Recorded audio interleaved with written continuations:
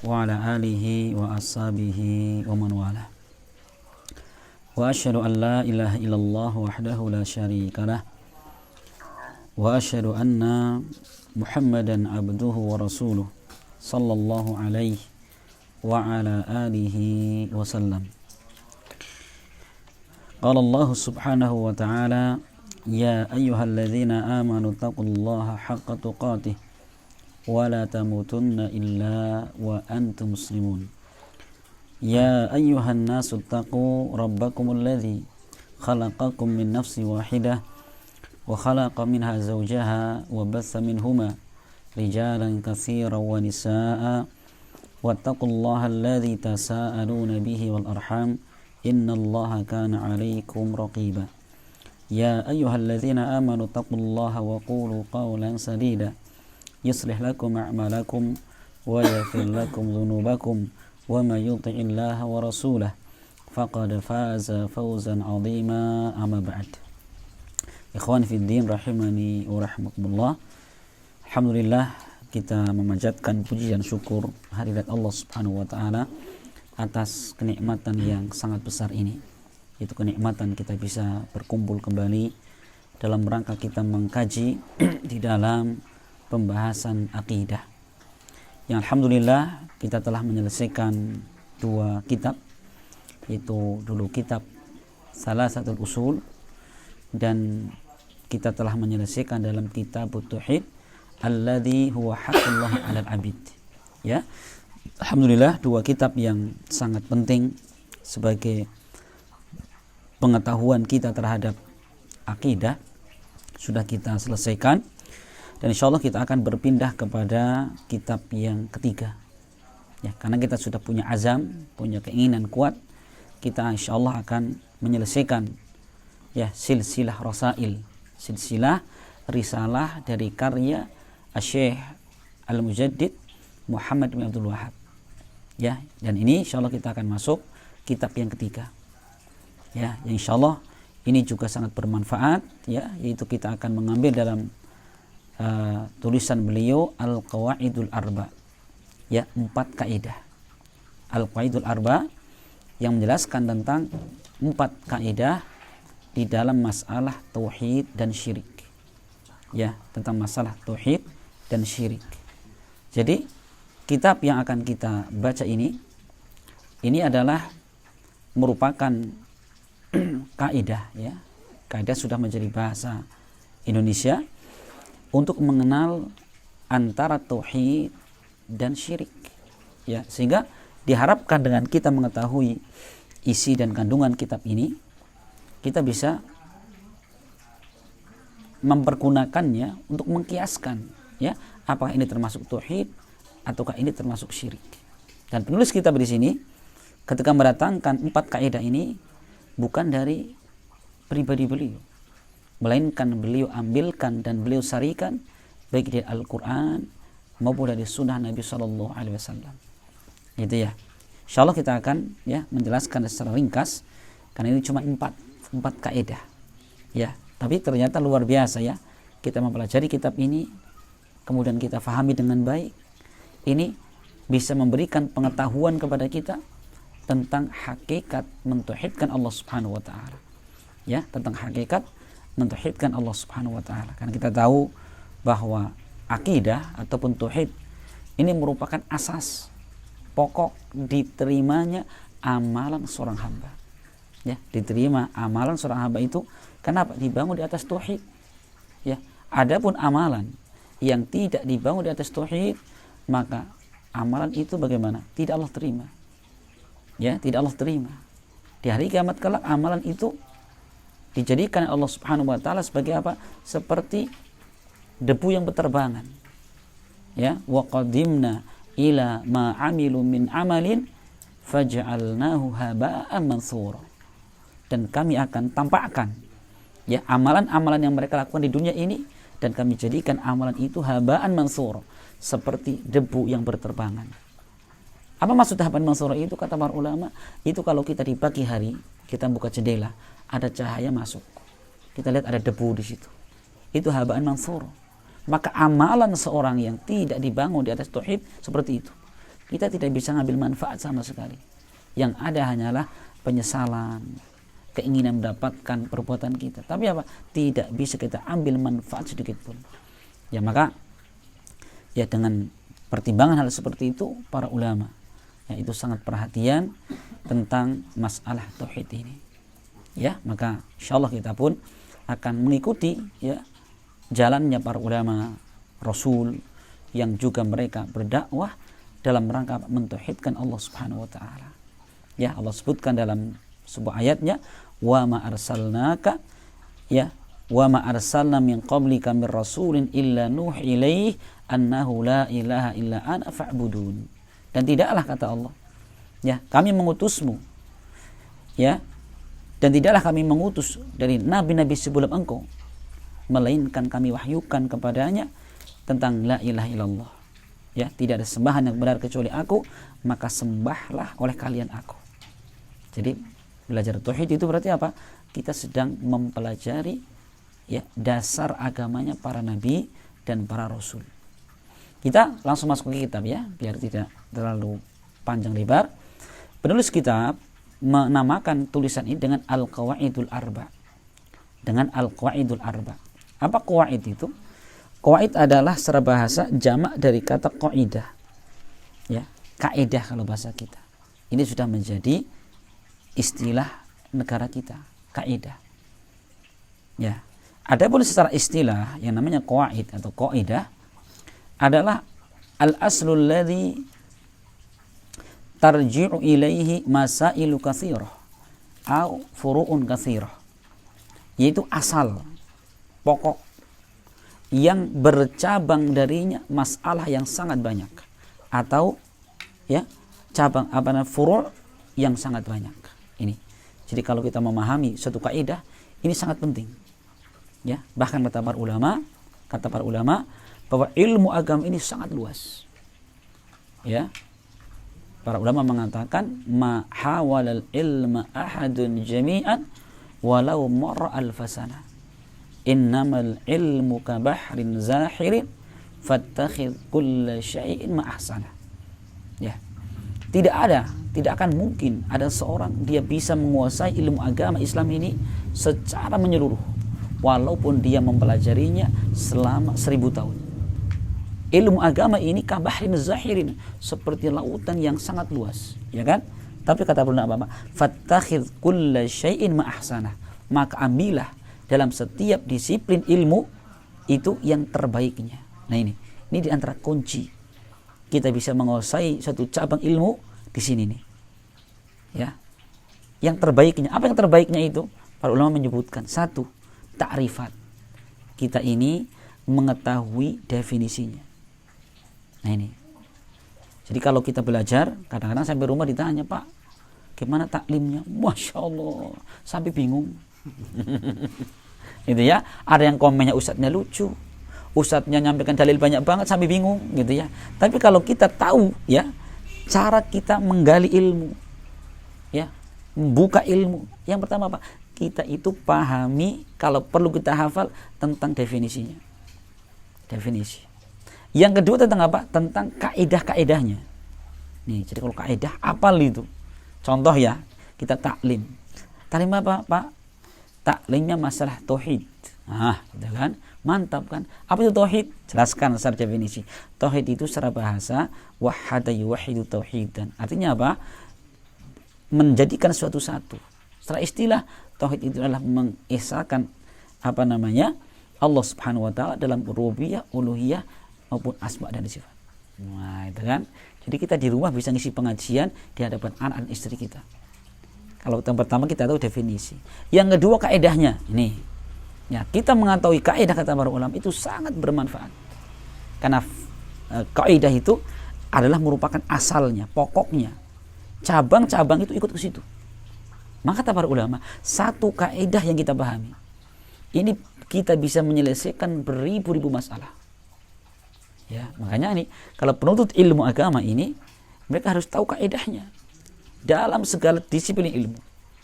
Ya, dalam bab nahwu, bahasa Arab ada kaidahnya, dalam bab tauhid pun ada kaidahnya.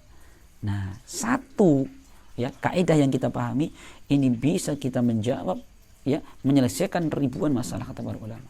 Ini termasuk kunci ilmu kita raih di situ. Ya, sebagai contoh ya, misalkan sebagai contoh di dalam di dalam masalah kaidah, di dalam masalah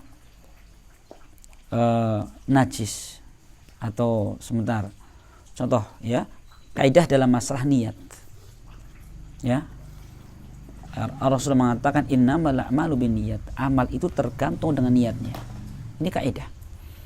Dari satu hadis ini, dari satu kaidah ini bisa bercabang ribuan masalah. Ada orang bertanya, gimana Mas kalau saya sekarang sholat, saya perbagus niatnya, kenapa mertua lewat? Bagaimana jawabannya? Innamal a'malu binniyat, amal tergantung niatnya, dia tidak dapat pahala, ya kan? Kemudian ada lagi orang, sekarang bagaimana? Ada seorang, dia beribadah, membaca Al-Quran, kemudian apa? Biar mendapatkan hadiah, bagaimana? Innamal a'malu binniyat, dia tidak mendapatkan pahala. Itu ya, itu kaidah satu ini. Nah, kita mempelajari kaidah ini termasuk ringkasan daripada ilmu. Ya, ringkasan daripada ilmu. Nah, gitu ya, ini kaidah. Ini diantara dua faedah kita mempelajari kaidah. Jadi sekali lagi, bahwa kaidah adalah apa? Al-aslu, yaitu asal, pokok yang bercabang darinya banyak sekali masalah. Ya, bercabang padanya banyak sekali masalah. Tapi kita ini mengkhususkan dalam apa-apa? Dalam kaidah masalah tauhid. Maksudnya apa? Yaitu kita mengenal tauhid dan mengenal syirik. Nah, ini lebih penting lagi. Kita mengenal tauhid dan kita mengenal syirik. Ya, dan kita nanti akan diperkenalkan oleh beliau penulis kitab di sini tentang kesyirikan yang terjadi di tengah-tengah orang-orang jahiliyah dulu. Ya. Ya, nanti akan dijelaskan oleh beliau rahimahullah. Al-qawaid al-arba. Arba itu 4 ya. Jadi cuma 4 kaidah. Nah, isi kandungan kitab ini beliau satu ya. Di situ ada muqaddimah, pembukaan. Pembukaan pun beliau isinya adalah doa. Kemudian yang pertama nanti belum sebutkan kaidah 1, 2, 3, 4. Sudah itu toh. Ya, kalau seandainya satu pertemuan kita satu kaidah, cuma 4 pertemuan. Ya, 4 kaidah kita kuasai. Ya, kita baca dari ucapan penulis kitab di sini. Qala al-muallif rahimahullah taala, berkata penulis kitab, Bismillahirrahmanirrahim. Beliau memulai kitabnya dengan ya menggunakan Bismillahirrahmanirrahim. Ya, kalau diartikan dengan menyebut nama Allah yang Maha Ar-Rahman, ya, lagi Maha Ar-Rahim. Ya, pengasih dan penyayang. Kalau diartikan. Nah, mengapa kok penulis kitab di sini memulai kitabnya dengan Bismillahirrahmanirrahim? Maka alasannya kata para ulama, 1, iqtidaan bi kitabillah, dalam rangka mengikuti kitab Allah. Ya, fahuwa mabdu'un bil basmalah. Karena Al-Qur'an itu dimulai dengan bismillah. Kita buka Al-Qur'an, kita dapati surat pertama surat Al-Fatihah. Ayat pertama bunyinya apa? Bismillahirrahmanirrahim. Dan disunahkan ya, ketika kita membaca Al-Qur'an dari awal surat, kita disunahkan membaca Bismillahirrahmanirrahim. Kecuali satu surat. Surat apa itu? Al-Bara'ah atau surat At-Taubah. Itu saja. Kenapa kok At-Taubah tidak disebutkan padanya Bismillahirrahmanirrahim? Ya, karena Bismillahirrahmanirrahim ini adalah menyebutkan tentang rahmat, kasih sayang Allah Subhanahu wa taala. Sedangkan surat At-Taubah adalah surat tentang apa? Tentang tegasnya, baroahnya seorang muslim, seorang mukmin terhadap orang musyrik dan kafir. Enggak ada bismillah di situ, enggak ada kasih sayang di situ. Masalah perang kan? Masalah perang di situ. Nah, maka tidak diawali dengan Bismillahirrahmanirrahim. Ini yang pertama. Jadi mengikuti Al-Qur'an. Ya, mengikuti Al-Qur'an. Yang kedua adalah apa? Iqtidaan bi sunnati Rasul, dalam rangka mengikuti sunnah Rasul. Rasul berkali-kali ya, seperti ketika beliau memerintahkan Ali bin Abi Thalib untuk menuliskan Sulh Hudaybiyah, perjanjian Hudaybiyah. Sebagaimana dalam hadis Bukhari Muslim, Rasul memerintahkan kepada Ali untuk apa? Yang pertama kali menuliskan Bismillahirrahmanirrahim, baru kemudian yang berikutnya apa? Tulis isi perjanjian. Rasul berkali-kali menulis surat kepada pembesar-pembesar. Itu pun yang pertama kali adalah apa? Bismillahirrahmanirrahim. Beliau ketika mengirimkan surat kepada Herakl, ya, pembesar negeri Romawi, apa isi suratnya depannya? Bismillahirrahmanirrahim, min Muhammad ibni Abdillahi Rasulillah ila azimir Rum. Bismillahirrahmanirrahim, dari Muhammad bin Abdillah, utusan Rasul, utusan Allah, ya, kepada pembesar negeri Romawi. Tetap beliau tuliskan yang pertama kali adalah Bismillahirrahmanirrahim. Itu ya. Dan yang ketiga, ini menjadi apa? Menjadi, ya, perkara yang dilakukan para ulama. Dalam mereka menulis kitab-kitab, selalu mereka menggunakan Bismillahirrahmanirrahim. Maka sekarang muncul pertanyaan, sebenarnya Bismillah itu ada apa sih? Dalam lafaz Bismillahirrahmanirrahim ada apa sih? Kok sampai Allah, Rasulnya, dan juga diikuti para ulama dalam melakukan suatu aktivitas Bismillahirrahmanirrahim didahulukan. Nah, maka dalam lafaz Bismi, ya, ba di situ. Kata para ulama, ba di situ maksudnya ada al-isti'anah. Ba untuk meminta pertolongan kepada Allah. Ya, ba itu isti'anah, bab lil isti'anah. Ba itu untuk minta. Jadi kalau kita mengatakan bismillah, ya, dengan meminta pertolongan terhadap nama-nama Allah. Masya Allah, ya. Nah, kemudian sekarang kita beranjak menjelaskan tentang ismillah. Ismi, ya, itu kan mufrad, nama Allah. Nah, mufrad ini disandarkan kepada Allah. Mufrad mudhaf. Apa kata para ulama? Mufrad, ya, yang disandarkan ini memberikan faedah keumuman. Artinya apa? Seakan-akan kita mengatakan aku meminta pertolongan dengan perantara segala nama Allah Subhanahu wa taala, semua nama Allah Subhanahu wa taala. Coba. Ya, kita meminta kepada Allah. Itu disyariatkan sebelum kita meminta, kita menyebutkan nama dari nama Allah yang cocok dan sesuai dengan yang kita minta. Ini salah satu sebab terkabulnya permintaan kita. Coba ya, kita kalau perhatikan doa-doa yang Allah ajarkan dan Rasulnya ajarkan, itu selalu disebutkan di depannya Allahumma ya Allah, ya Rabb, wahai Rabb kami. Ya, muji Allah Subhanahu wa taala. Dalam apa zikir Sayyidul Istighfar, depannya gimana? Allahumma anta Rabbi. Ya Allah, Engkau adalah Rabbku. Khalaqtani, dan Engkau telah menciptakanku. Wa ana abduka, aku hambamu. Perhatikan. Ini adalah apa? Pujian kepada Allah Subhanahu wa taala. Baru kemudian kapan permintaannya? Di terakhir. Ya, faghfirli, maka ampunilah kami. Itu ya. Fa innahu la yaghfiru dzunuba illa anta. Karena tidak ada seorang pun yang mengampuni dosa kecuali Engkau. Ini di antara adab berdoa. Ya, kita sebelum berdoa kita sebutkan nama-nama Allah Subhanahu wa taala. Satu saja. Ya, ketika kita berdoa, kita menyebutkan nama Allah, ini sebab terkabulnya. Nah, sekarang di sini kita minta pertolongan kepada Allah Subhanahu wa taala dengan segala nama yang Allah miliki. Kenapa? Tadi bahwa isim mufrad yang disandarkan dengan lafaz Allah, ini faedahnya umum. Kita minta pertolongan kepada Allah Subhanahu wa taala dengan segala nama yang Allah miliki. Nah, ini Masya Allah, ya. Jadi bismillahirrahmanirrahim. Kemudian Allah, ya, lafaz Allah di sini adalah wahwal ma'luh. Itu sesembahan yang dilakukan dengan mahabbatan wa ta'dhiman wa ijlalan, dengan penuh kecintaan, dengan penuh pengagungan dan penuh peninggian terhadap Allah Subhanahu wa taala. Ini makna Allah, ya. Dan nama Allah itu adalah nama atau ismul a'zam, nama yang paling agung. Semua nama Allah itu kembali kepada lafaz Allah. Nanti insya Allah kita jelaskan di dalam pembahasan asma dan sifat. Ya, Ar-Rahmanir Rahim, ya. Ini adalah dua nama dan sifat Allah Subhanahu wa taala. Ar-Rahman, Dzur-Rahmah al-Wasi'ah, ya, rahmatnya Allah yang maha luas. Ya, yang ini Allah berikan kepada orang beriman dan kepada orang kafir. Ar-Rahim ini adalah apa?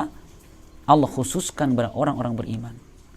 Ya, wa kana Allahu bil mu'minina rahima. Allah itu rahim, penyayang terhadap orang-orang yang beriman. Masya Allah, ya.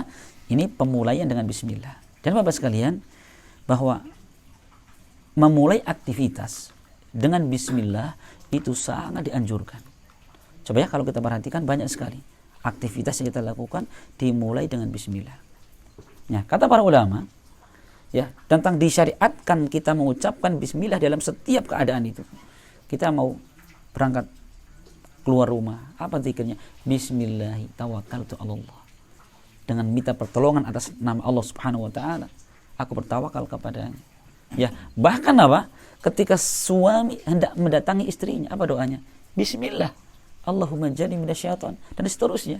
Ya, kata para ulama, dalam perkara yang tabu, yang malu disebutkan saja disyariatkan bismillah, apalagi perkara yang lainnya. Ya, maka boleh kita mau makan, Rasul sebutkan samillah, ucapkanlah bismillah. Ya, maka segala aktivitas yang kita lakukan hendaklah mengucapkan bismillah. Dalam rangka apa? Kita meminta pertolongan kepada Allah. Arab maling bismillah, ya nggak cocok gitu ya. Cocok. Kalau mau maling gimana? Jangan jadi.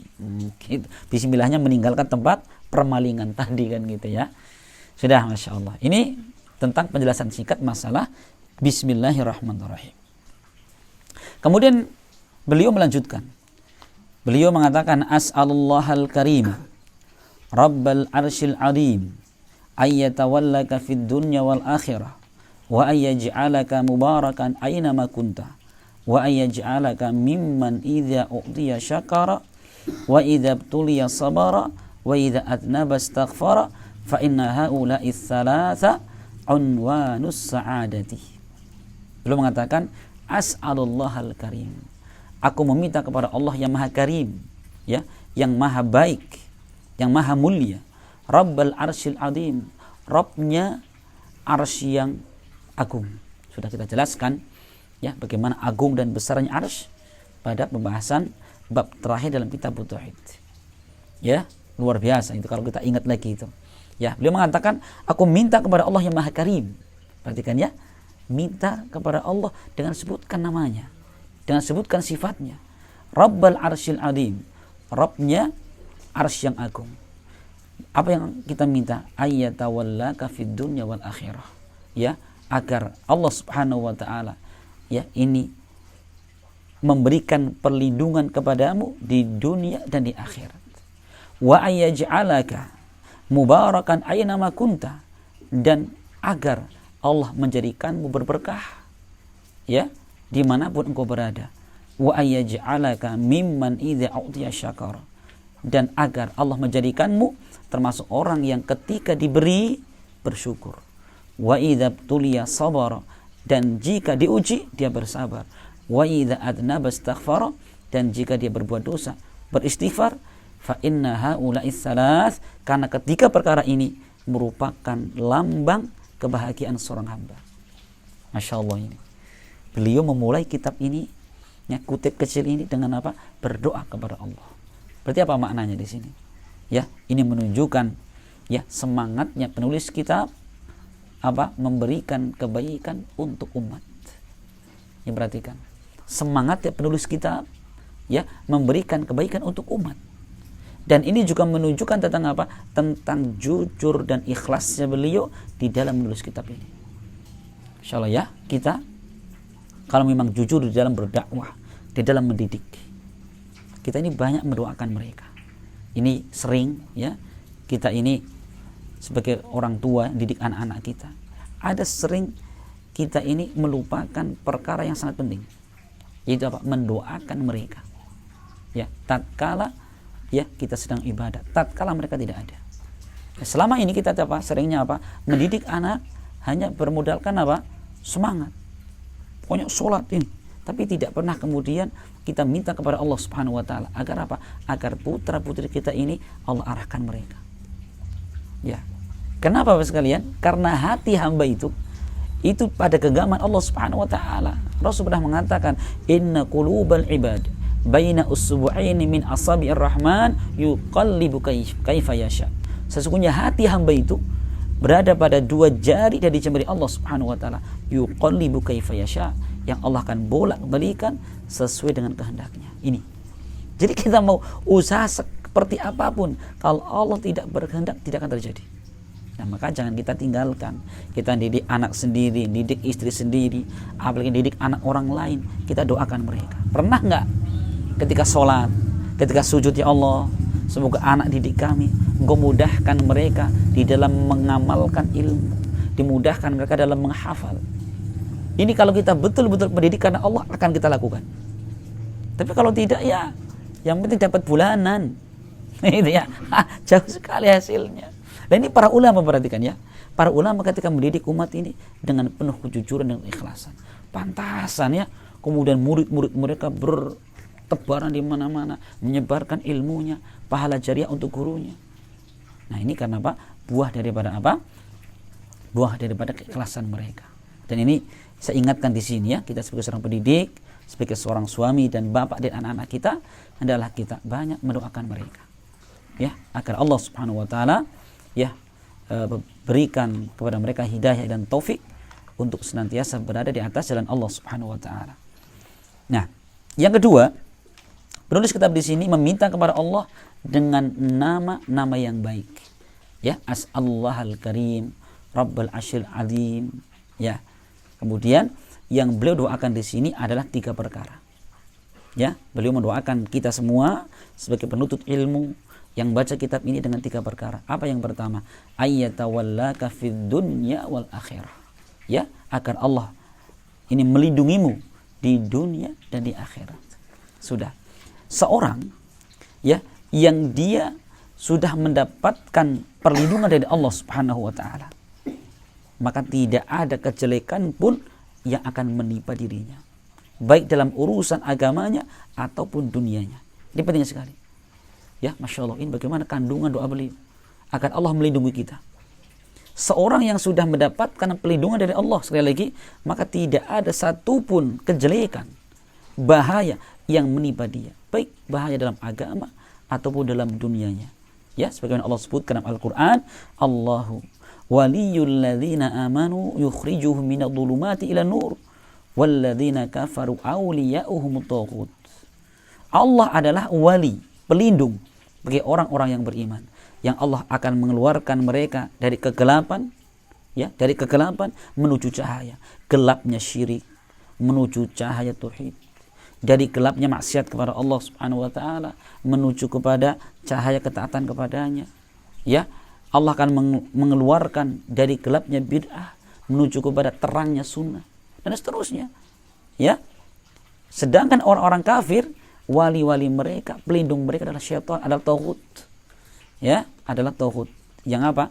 Jelas akan menyesatkan mereka dari jalan Allah. Ini kandungan doa ini. Ya, kandungan doa ini. Jadi barang siapa yang telah Allah lindungi dia, ya, maka Allah akan berikan kepada mereka jalan yang terbaik. Nah, ya, ini kandungan yang pertama. Yang kedua, wa ayyaj'alaka mubarakan aina ma kunta. Dan agar Allah menjadikanmu berberkah dimanapun engkau berada. Apa itu berkah? Berkah, Bapak sekalian, maknanya adalah kathratul khair wa dawamuhu. Banyaknya kebaikan dan langgengnya kebaikan, itu berkah. Jadi beliau mendoakan kita agar kita ini berberkah, ya, dimanapun kita berada. Ya, seperti hal ini, seperti ucapan Nabi Isa alaihissalam, ya, yang Allah abadikan dalam surat Maryam, ketika Nabi Isa alaihissalam baru terlahir dari seorang ibu tanpa bapak. Ibunda Maryam dicaci maki orang, dituduh sebagai wanita berzina. Maka kata Maryam, kalau kalian nggak percaya, tanyakan anak si bayi ini. Ya, bayi merah baru lahir, baru Jibril ditanya, "Hei, kamu nanya siapa?" Maka Isa menjawab, "Qala inni Abdullahi ataniyal kitab wa ja'alani nabiyya wa ja'alani mubarakan aina ma kuntu." Ya, kata Isa, aku adalah hamba Allah. Allah berikan kepadaku kitab dan menjadikanku seorang nabi. Allah menjadikanku berberkah dimanapun aku berada. Nih, perhatikan. Kata Nabi Isa apa? Allah menjadikanku berberkah dimanapun aku berada. Ya. Apa makna berkah itu? Ya, sahabat yang mulia Mujahid, ya, beliau ketika menyebutkan tentang makna berkah di sini, yaitu apa? Muallimul khair. beliau karena mengajarkan kebaikan. Ini menunjukkan bahwa orang yang berberkah itu orang mengajarkan. Ya.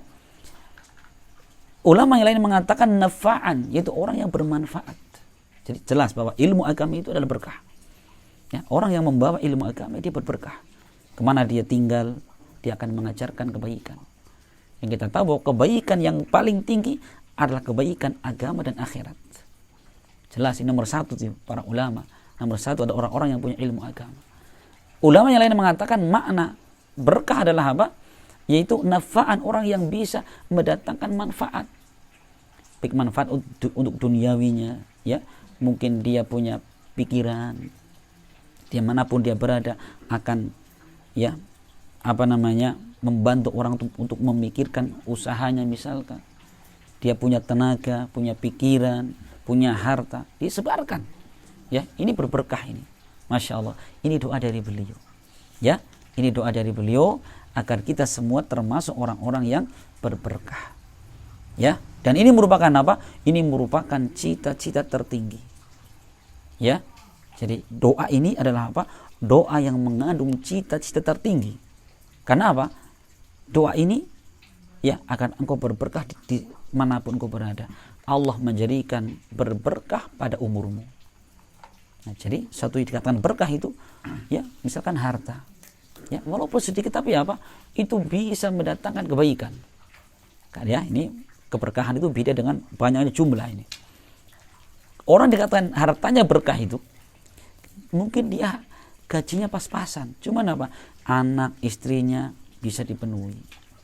Ada mungkin bantuan masjid bisa dia mengeluarkan. Ada tetangga membutuhkan dia bisa membantu. Itu berkah namanya. Tapi kalau terkadang ada orang hartanya banyak, tidak ada manfaatnya, tidak berkah. Nah, maka Allah akan menjadikan engkau berberkah pada umurmu, menjadikan berkah pada rizkimu, berkah pada ilmumu, ya, berkah pada amalanmu, berkah pada keturunanmu. Ya, dimanapun engkau berada, engkau akan membawa keberkahan. Ini doa dari beliau. Luar biasa ya, luar biasa. Maka ini adalah prinsip hidupnya seorang muslim, berberkah dimanapun berada. Maka muslim itu nggak pas kalau pindah di sini bikin masalah, pindah ke sana bikin onar, pindah tempat lain bikin orang resah. Bukan sifat orang beriman. Ya, kenapa Rasul mengatakan al-muslimu man salimal muslimuna min lisanihi wa yadihi. Seorang muslim yang terbaik adalah apa? Muslim yang lainnya selamat dari gangguan lisan dan tangannya. Ini harus pegang prinsip ini. Ya, jangan sampai kemudian kita bikin onar. Kita kemudian menyakiti muslim baik dengan lisan ataupun dengan anggota badan kita. Masya Allah ya. Ini makanya doa beliau ini luar biasa. Ya, luar biasa ini. Ya, yaitu beliau mendoakan kita agar apa? Agar kita termasuk orang-orang yang berberkah.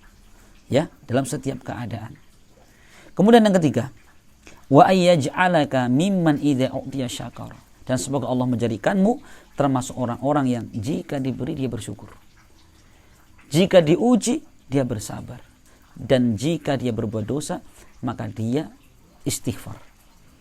Beliau mengatakan 3 perkara ini ketika diberi mendapatkan nikmat syukur, diuji sabar, berdosa dia segera beristighfar.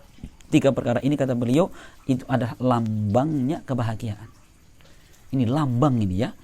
Seorang dikatakan bahagia jika ini 3 perkara ini selalu ada pada dirinya.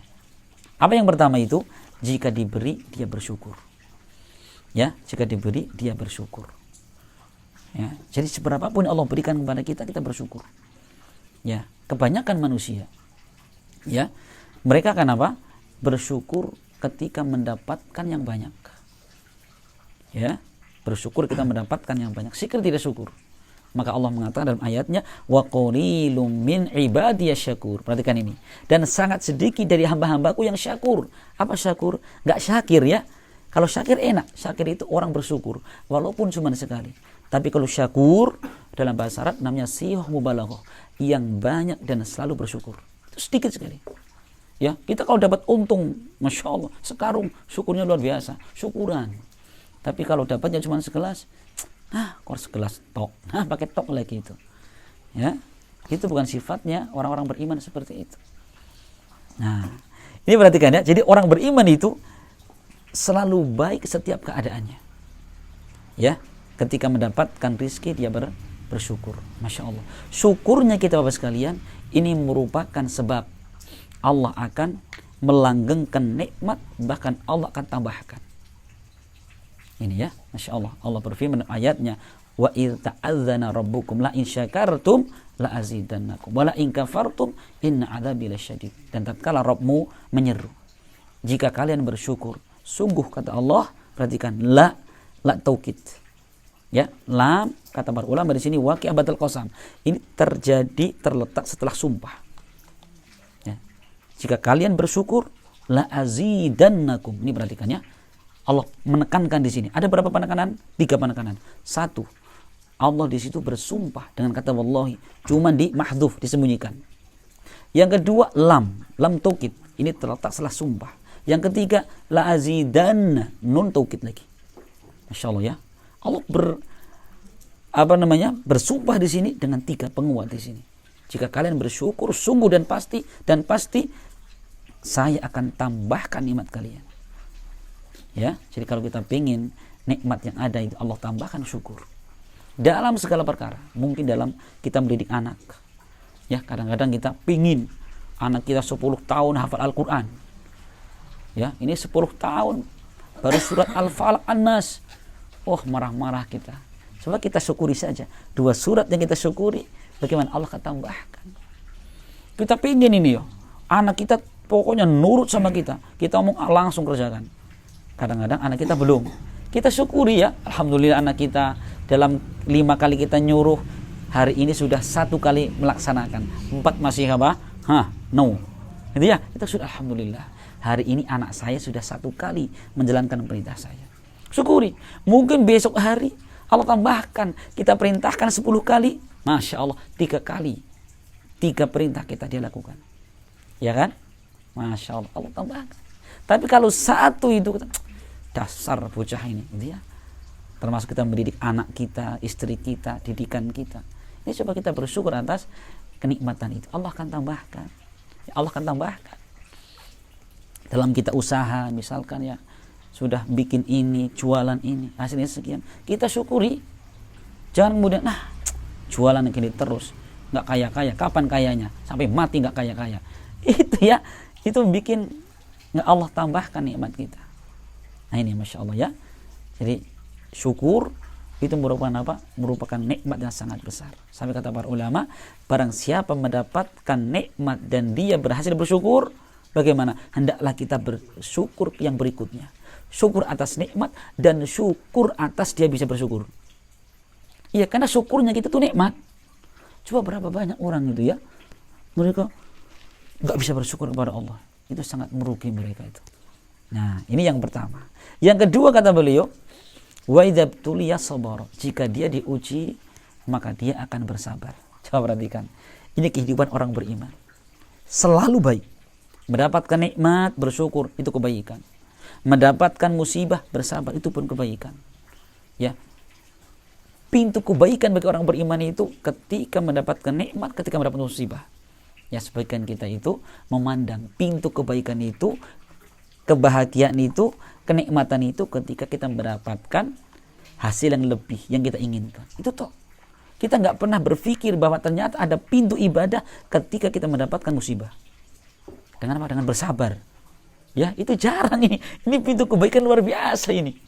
Sampai Rasul pernah menyebutkan dalam sebuah hadis, ya, yang datang dari sahabat Suhaib bin Sinan Ar-Rumi, diriwayatkan Muslim. Rasul mengatakan, ajaban li amril mu'min, inna amrahu kullahu khairun, fala yakunu dzalika ilal mu'min. Sungguh sangat menakjubkan keadaan orang-orang beriman. Kenapa? Segala keadaan mereka baik. Bagaimana keadaannya itu? In asabatu sarra'u syakar, fakana khairullah. Jika dia mendapatkan yang diinginkan, bersyukur, kebaikan untuknya. Wa in asabatu syarra'u sabar, fakana khairullah. Jika dia mendapatkan sesuatu yang tidak diinginkan, dia bersabar, itu pun kebaikan untuknya. Coba sekalian kita latihan. Ya, kita latihan. Sebab apapun yang Allah berikan kepada kita, kita syukur. Ya, kita hari ini sehat, syukur kepada Allah. Besok kita sakit bersabar. Kenapa? Dalam sabarnya kita ini mereka apa? Mereka mendapatkan pahala. Ya. Lah, bisa bersabar itu kenapa? Karena ilmu. Perhatikan. Ya. Maka Rasul pernah menjelaskan tentang keadaan para nabi. Al-anbiya yafrahuna bil bala'i kama tafrahuna bin ni'mah.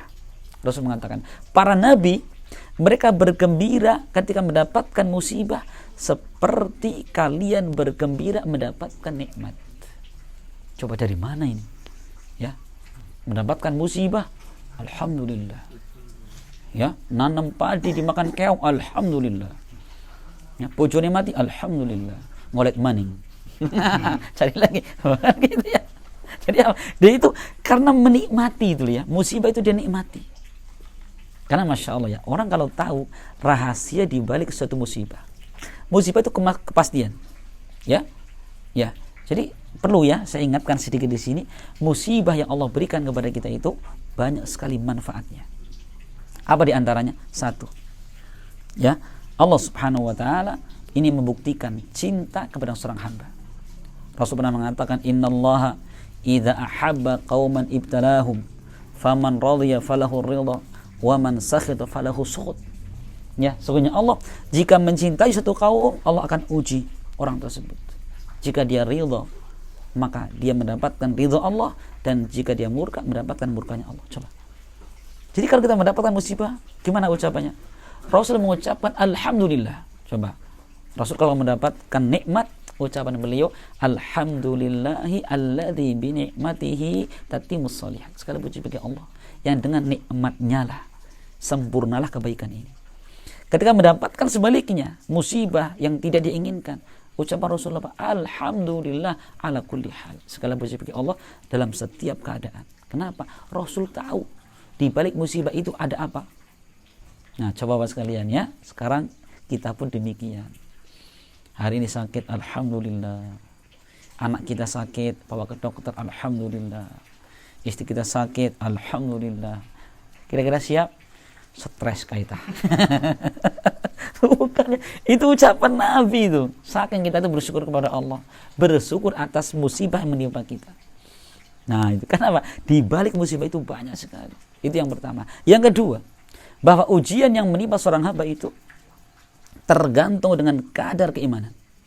Rasul pernah ditanya, Rasulullah, ayyun nasi asyaddu bala'an wa Rasul, manusia seperti apa yang paling berat ujiannya? Rasul mengatakan al-anbiya thummal amsal fal amsal. Orang yang paling berat ujiannya adalah para nabi. Kemudian yang semisalnya dan yang semisalnya. Artinya apa? Semakin seorang ini mengikuti ajaran Nabi, semakin dekat dengan sifat para Nabi, semakin berat ujiannya. Yubtalar rajulu bihasabi dinihi. Seorang itu akan diuji dengan kadar agamanya. Fa in kana fi dinihi salabah ishtadda bala'uhu. Jika agamanya tebal, imannya kuat, akan berat ujiannya. Wa in kana fi dinihi riqah ubtuliya biqadri dinihi. Jika dia tipis imannya, maka akan diuji sesuai dengan kadar apa? Imannya tadi. Ya, wala yazalul bala'u bil abdi hatta yatrukahu yamshi bainan nasi wa laysa ali khati'ah. Dan terus musibah akan datang sampai kemudian dia ditinggalkan berjalan di atas muka bumi ini sedangkan dia tidak memiliki kesalahan dan dosa. Masya Allah. Jadi pokoknya selama kita masih punya dosa, ya siap-siap mendapatkan musibah. Tetapi yang paling mengerikan, jika kita banyak berbuat dosa kepada Allah, nikmat ada pada kita. Ya, kita banyak dosa kepada Allah, dunia ada pada kita. Rasul pernah mengatakan dalam hadis datang dari sahabat Abu Hurairah, diriwayatkan Imam Ahmad, Rasul mengatakan, "Idza ra'aitallaha yu'til 'abda minad dunya 'ala ma'asih, innama huwa istidraj." Jika engkau melihat Allah memberikan kepada seorang hamba dari kenikmatan dunia, sedangkan dia berlumur dengan dosa dan maksiat, ketahuilah itu adalah istidraj. Badan kita sehat, rizki lancar, keluarga bahagia, gitu ya. Aduh, Masya Allah, rumah mewah, makan serba ada, banyak berbuat dosa kepada Allah. Apa kata Rasul? Hati-hati, itu adalah istidraj. Itu adalah istidraj. Apa istidraj? Allah Subhanahu wa taala itu sedang membiarkan orang tersebut berada di atas kesesatan. Ya, na'udzubillah. Masya Allah. Dan teman-teman sekalian, itulah kehidupan manusia. Ya, kehidupan manusia itu tidak akan pernah berada pada satu titik yang sama. Berpindah-pindah kan? Jadi ini adalah apa? Memberikan kabar gembira. Mungkin hari ini kita sedang mendapatkan musibah. Suatu saat nanti akan hilang. Sekarang kita nikmat. Boleh jadi besok akan datang musibah. Ya, sebagaimana Allah sebutkan dalam ayatnya, wa tilkal ayyamu nudawiluha bainan nas. Dan itulah hari-hari. Kami bolak-balikan, kami ganti-gantikan di tengah-tengah manusia. Artinya apa? Ketika kita mendapatkan musibah, jangan berlarut-larut sampai putus asa, tidak. Ya, ini doa yang kedua. Nah, kemudian yang ketiga, wa idza aznaba istaghfar. Jika dia berbuat dosa, dia segera beristighfar. Nah, ini sifatnya orang-orang yang bertakwa. Ya, jadi orang bertakwa itu cirinya bukan orang yang tidak pernah berbuat dosa, tidak. Tapi sifat orang bertakwa itu kapan dia berbuat dosa, bersegera bertobat kepada Allah. Ya, maka dalam surat Ali Imran ayat 133 ya sampai 135 Allah menyebutkan wasari'u ila maghfiratin min rabbikum wa jannatin arduha samawati wal ardu iddatil muttaqin. Bersegeralah kalian menuju ampunan dan surganya Allah yang luasnya seperti langit dan bumi, disiapkan untuk orang bertakwa. Siapa orang bertakwa itu? Allah sebutkan. Satu, orang yang menginfakkan hartanya, alladzina yunfiquna fis sarai wad dharra. Orang menginfakkan hartanya ketika lapang maupun sempit. Yang kedua, wal kadhiminal ghaib. Orang yang menahan amarahnya. Ketiga, wal afina 'anil nas, dan dia memaafkan manusia. Keempat, Allah mengatakan walladzina idza fa'alu fahishatan aw dhalamu anfusahum dzakarullaha fastaghfiru lidzunubihim. Dan orang-orang yang apabila mereka berbuat dosa, berbuat fahisyah, ya, atau berbuat zalim terhadap diri mereka sendiri, apa yang mereka lakukan? Zakaru, ingat kepada Allah dan minta ampun kepadanya. Ini perhatikan, sifat orang bertakwa ini cepat segera minta ampun kepada Allah ketika berbuat dosa. Kenapa? Karena dosa ini kalau dibiarkan ini menyebabkan kebinasaan. Ya, sampai Rasul pernah menyebutkan tentang bahaya dosa. Ya, idza akhta'al idza kana al-'abdu akhta'a khati'atan, ya, nukitat fi qalbihi nuktatun sauda. Rasul mengatakan jika seorang hamba ya dia berbuat dosa satu kali saja, maka dosa ini akan menyisakan satu titik hitam dalam hatinya.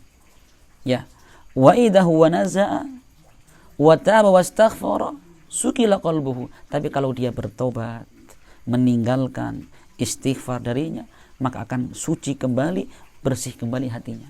Perhatikan. Ya, Masya Allah, ini pengaruh dosa. Maka ya beliau mengingatkan kepada kita tiga perkara ini. Mendapatkan nikmat bersyukur, ketika dia mendapatkan musibah bersabar, dan ketika dia berdosa, berbuat dosa, segera bertobat kepada Allah. Apa kata beliau? Fa inna haula'i tsalath, sesungguhnya tiga perkara ini unwanus sa'adah. Ini merupakan lambang kebahagiaan. Sudah, kita tiga perkara ini ada pada diri kita, itu adalah hakikat ya kita mendapatkan kebahagiaan. Perhatikan ya, Masya Allah. Jadi kebahagiaan hidup itu ternyata kalau kita bisa memanage tiga perkara ini, dapat nikmat bersyukur, ya, bukan membanggakan diri. Kemudian mendapatkan musibah, kita bersabar, bukan putus asa. Ya, itulah keadaan orang-orang mukmin, orang-orang yang selalu ikhlas. Kenapa?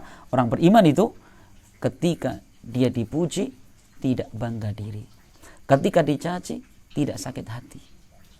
Masya Allah, enak hidupnya ya, enak itu. Mau dipuji kayak apapun lah, nggak bangga diri. Dicaci maki, monggo dicaci maki, nggak nyakit hatiku. Masya Allah ya, orang beriman luar biasa. Maka enak hidupnya itu. Coba kalau kita hidup dengan orang ngomong ini panas kupingnya, sana ngomong lagi panas, besok kepalanya panas, opnam seminggu. Masya Allah, kapan kita hidup? Masya Allah, kita lihat para nabi itu. Para nabi Masya Allah dicaci maki, dibilang orang stres, orang gila, orang macam-macam. Nggak pernah kemudian mereka nangis. Pernah Rasul nangis? Kenapa dibilang kamu orang gila? Nggak pernah itu. Rasul pernah diludahi mukanya itu oleh anaknya Abu Jahal, cuma nggak kena. Rasul nggak nangis itu. Ya, Masya Allah, kita kalau baca sejarah Nabi luar biasa. Tapi nggak pernah Rasul nangis. Ya, kemudian di kamar ngurung diri, wis mutung dakwah, nggak jadi dakwah, tidak, bersabar. Nah ini Masya Allah, ini tiga perkara yang dikatakan beliau, ini merupakan lambang kebahagiaan. Sampai di sini ya. baru muqaddimah, belum masuk kaidah. Karena saya sengaja ini doa luar biasa ini ya. Indah sekali doa ini kalau kita renungkan ya. Doa dari Syekh ini luar biasa ini. Ya, semoga bermanfaat dan semoga Allah Subhanahu wa taala ya menjadikan kita seperti yang Syekh doakan kepada kita. Amin ya rabbal alamin. Subhanakallahumma bihamdika asyhadu an la ilaha illa anta astaghfiruka wa atubu ilaik. Assalamualaikum warahmatullahi wabarakatuh.